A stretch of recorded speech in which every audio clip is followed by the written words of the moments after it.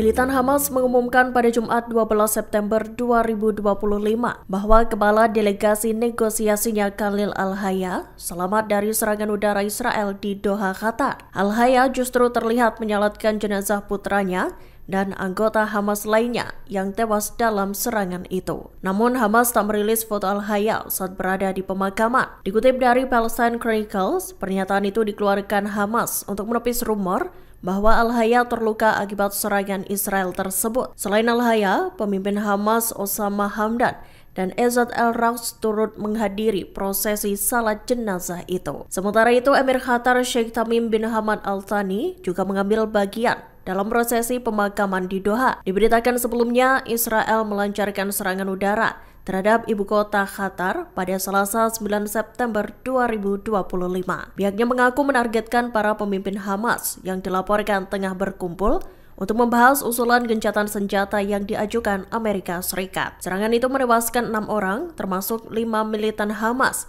dan seorang anggota pasukan keamanan Qatar.